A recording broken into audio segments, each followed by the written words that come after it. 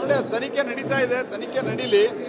ಮತ್ತು ಯಾರು ತಪ್ಪು ಮಾಡಿದ್ದಾರೆ, ಅದು ರೇವಣ್ಣ ಇರಲಿ, ಸೂರಜ್ ರೇವಣ್ಣ ಇರಲಿ, ಯಾರೇ ಇರಲಿ, ಅತ್ಯಂತ ಕಠಿಣವಾದಂಥ ಕ್ರಮ ಅವರ ಮೇಲೆ ಆಗಬೇಕು. ಇಂಡಿಯಾದಲ್ಲಿ ಆರಿಸಿ ಬರುವಂತಹ ಎಲ್ಲ 19 ಸಂಸದರಿಗೂ ಮತ್ತು ಇತರ ಶಾಸಕರು ಇತ್ಯಾದಿ ಸೇರಿ ಸನ್ಮಾನವನ್ನು ಮಾಡ್ತಾ ಇದ್ದಾರೆ. ನಮಗೆ ಈ ಬಾರಿನೂ ಕೂಡ NDAಕ್ಕೆ ಸುಮಾರು 54% ಓಟುಗಳು ಬಂದು ಜನ ಸ್ಪಷ್ಟವಾಗಿ ಕಾಂಗ್ರೆಸ್ ಪಾರ್ಟಿಯ ವಿರುದ್ಧವಾಗಿ ತೀರ್ಪನ್ನು ಕೊಟ್ಟಿದ್ದಾರೆ. ಅದರ ದ್ವೇಷದಿಂದಲೇ ಬಹುಶಃ ಕಾಂಗ್ರೆಸ್ ಪಾರ್ಟಿಯ ಸರ್ಕಾರ, ಸಿದ್ದರಾಮಯ್ಯ ನೇತೃತ್ವದ ಸರ್ಕಾರ ದೊಡ್ಡ ಪ್ರಮಾಣದಲ್ಲಿ ಬೆಲೆ ಏರಿಕೆಯನ್ನು ಮಾಡಿದೆ ಮತ್ತು ಬೇರೆ ರಾಜ್ಯಗಳ ಕಂಪ್ಯಾರಿಸನ್ ಅನ್ನು ಕೊಟ್ಟು ಅದನ್ನು ಸಮರ್ಥಿಸುವಂಥ ಪ್ರಯತ್ನವೂ ನಡೆದಿದೆ.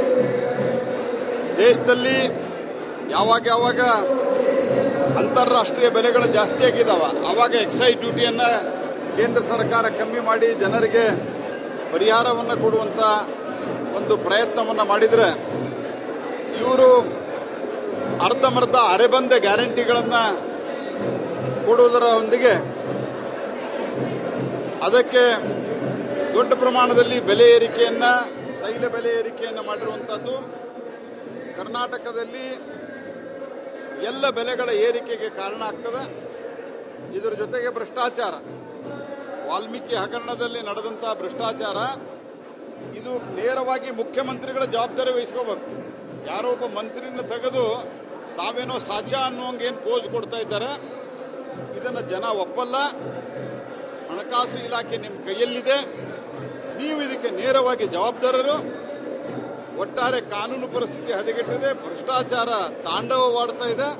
ಇದರ ಜೊತೆಗೆ ಬೆಲೆ ಏರಿಕೆ ಮಾಡಿ ಜನರ ಮೇಲೆ ಬರೆ ಇಳಿಸುವಂತ ಕೆಲಸವನ್ನು ಮಾಡಿದ್ದಾರೆ. ಇದನ್ನು ನಾನು ತೀವ್ರವಾಗಿ ಖಂಡಿಸ್ತೀನಿ. ಮುಖ್ಯಮಂತ್ರಿಗಳು ಕೇಂದ್ರಕ್ಕೆ ಸಭೆಯಲ್ಲಿ ಪಾಲ್ಗೊಳ್ಳುತ್ತಿಲ್ಲ, ಸಚಿವರನ್ನು ಕಂದಾಯ ಸಚಿವರನ್ನು ಕಳಿಸಿದ್ದಾರೆ.